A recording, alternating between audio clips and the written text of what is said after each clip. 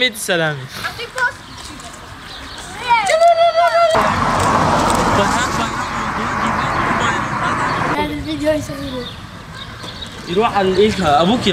Saat 5:52 bayramlaşmaya çıktım arkadaşlarımla. Çok iyi gidiyor.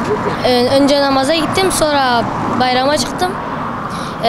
Şeker topluyorum şu an. 2-4 eve gittim. 10 tane şeker topladım. Kardeşlerimle birlikte. Bir de kuzenlerimi görürse onlarla beraber gideceğim. Saat 12:30'a kadar. He, çok iyi geçmişti. 316 tane toplamıştım. Gazze'ye dua ettik. Hepimiz beraber bizim okulda her gün dua ediyoruz. Kardeşlerimle birlikte. İnşallah Allah onları muvaffak eylesin.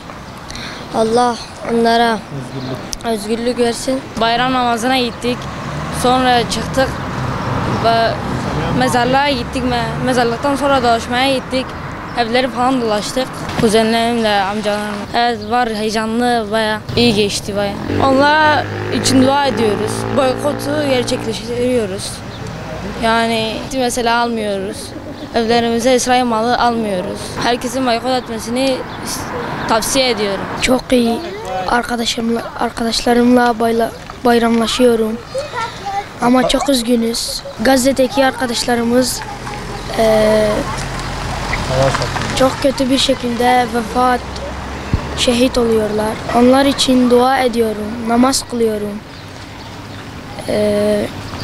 Onlar için yaptıklarımı. Saat 11, 12 saate kadar bayramlaşabilirim. Heyecanlıyım ama bu bayramda üzgünüm. Gazze'deki arkadaşlarımız şehit oluyorlar. Bu bayramda çok mutlu olmak çok zor. Bu bayram onların özgürlüklerine vesile olsun ve bütün arkadaşlarıma ve